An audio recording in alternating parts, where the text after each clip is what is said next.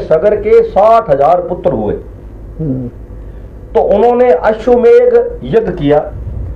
और उस जमाने में, उस काल में जब अश्वमेध यज्ञ करते थे तो वहां का राजा एक घोड़ा छोड़ा करता था प्रचार प्रसार के लिए की स्थिति होगी। तो जब इंद्र को पता लगा कि सगर अश्वमेध यज्ञ कर रहे हैं तो उन्होंने वो घोड़ा ले जाकर पाताल में कपिल मुनि के पास बांध दिया।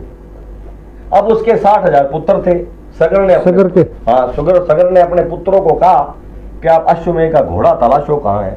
तो उन्होंने पूरी पृथ्वी पर उसे ढूंढा, उन्हें नहीं मिला। तो उन्होंने फिर पृथ्वी को खोदते खोदते खोदते खोदते पाताल में चले गए। जब वो पाताल में गए तो उन्होंने क्या देखा कि वो घोड़ा कपिल मुनि के पास बंधा हुआ है। तो वो बड़े क्रोधित हुए।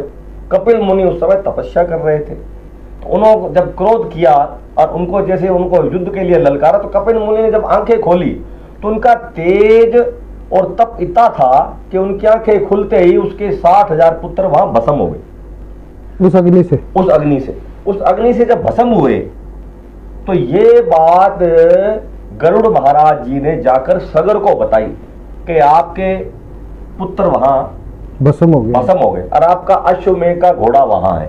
तब सगर अपने साथ कुछ साथी और सैनिकों को लेकर कपिल मुनि के पास गए और जाकर उनके आगे वंदना करी कि महाराज क्या गलती और गुस्ताखी हो गई है। उसने कहा घोड़ा मैं तो लाया नहीं, बिल्कुल इंद्र जी लाए थे किसी और ने, और उन्होंने लाकर यहाँ छोड़ दिया। अब आपके पुत्र आए, उन्होंने सारा वाक्य बताया। तो उन्होंने कहा महाराज इसकी मुक्ति का मुझे साधन बताइए। तो उन्होंने कहा भी इसकी मुक्ति गंगा जल के छिड़कने से, गंगा जल के स्पर्श से इन मृतकों की राख के ऊपर जब स्पर्श करेंगे तो इनकी मुक्ति हो जाएगी, मोक्ष मिल जाएगा उनको। तो शास्त्रों में कहा जाता है कि सगर के बाद उनके पुत्र हुए अंशुमान। अब अंशुमान ने भी उस समय में बड़ी तपस्या करी, घोर तपस्या करी, लेकिन वो गंगा को नहीं ला पाए। और अंशुमान के बाद उनके पुत्र हुए दलीप, राजा दलीप। हाँ, राजा दलीप को पता लगा कि मेरे परदादा ने अश्वमेध यज्ञ किया था और उसको जब सारी स्थिति का पता लगा, उनकी मुक्ति के लिए गंगा जी को लाना है।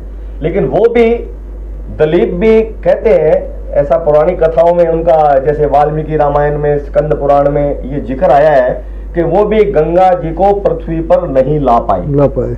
उसके बाद दलीप जब बीमार हुए और उनकी शरीर की अवस्था जीर्ण शीर्ण हो गई, उन्होंने प्राण त्यागने से पहले अपने पुत्र भगीरथ को बुलाया, और उनको कहा भाई मैं तो अब इस संसार से चला जाऊंगा, लेकिन हमारे जो पूर्वज हैं उनकी मुक्ति नहीं हुई है और उनकी मुक्ति गंगा जी के आने से होगी, गंगा जी को लाना पड़ेगा।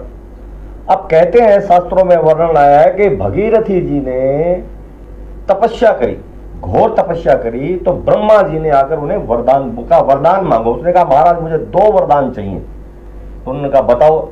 एक तो मैं मेरे पितरों की, पूर्वजों की मुक्ति चाहता हूं गंगा जल के स्पर्श से, और दूसरा मुझे आगे पंच चलाने के लिए पुत्र की प्राप्ति हो। तो ब्रह्मा जी ने कहा कि भगीरथी अगर आप भगवान शंकर की आराधना करोगे, क्योंकि गंगा का इतना वेग है कि पृथ्वी उसे झेल नहीं पाएगी। उस गंगा को अगर कोई झेल सकता है तो भगवान शंकर झेल सकते हैं, क्योंकि ये उस समय कहा जाता है कि जो गंगा थी वो देवलोक में थी, स्वर्गलोक में थी, ब्रह्मा जी के कमंडल में थी, ऐसा शास्त्रों में जिक्र आया है। तो उन्होंने कहा कि भगवान शंकर के पास आप जाओ। तो भगीरथी जी ने भगवान शंकर की तपस्या करी, और जब तपस्या करी तो भगवान शंकर ने कहा बताओ। उन्होंने कहा जी मैं मेरे पितरों की मुक्ति के लिए गंगा को लाना चाहता हूं। तो उन्होंने अपने गंगा जी को जब आई ब्रह्मा जी के कमंडल से, तो उनकी जटा में आई। अब गंगा जी को कहते हैं ये घमंड हो गया कि मेरे वेग से भगवान शंकर पाताल लोक में चले जाएंगे, लेकिन भगवान शंकर थे, भूतनाथ थे। उन्होंने अपनी जटाओं में गंगा जी को समेट लिया और ये कई वर्षों तक चलता। और भगीरथी जी ने वो तड़फ रहे थे कि मेरे पितरों की मुक्ति कैसे हो। तो उन्होंने दोबारा, कहते हैं शास्त्रों में जिक्र आया कि उन्होंने दोबारा फिर प्रार्थना करी, भक्ति करी और आराधना करी। तब भगवान शंकर ने कहा कि आप इसे गंगा जी को पृथ्वी पर ले जा सकते हो। तब कहते हैं कि भगीरथी जी का रथ था वो आगे आगे था और गंगा जी पीछे पीछे थी। जब गंगा जी पृथ्वी पर आ रही थी तो रास्ते में जैन मुनि यज्ञ कर रहे थे और उस गंगा के भाव से वो जैन मुनि का जो यज्ञ मंडप था वो बह गया और वो बड़े क्रोधित हुए, तो उन्होंने गंगा को पी लिया। अब जब गंगा को पी लिया तो फिर देवी देवताओं में हड़कंप मच गया।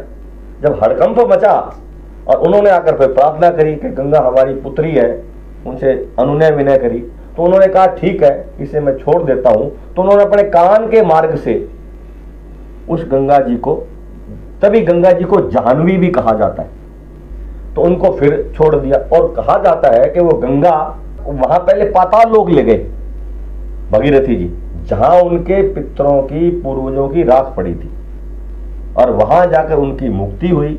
उसके बाद ये जो है गंगा है उनको वाराणसी लाया गया और वाराणसी से बाद में वो हरिद्वार। कहते हैं वाराणसी में भी भगीरथी ने सोने के 2 बड़े शानदार वहां घाट बनाए थे, स्वर्ण घाट है जिनका शास्त्रों में जिक्र आया है, और ब्राह्मणों को खूब दान दक्षिणा दी थी।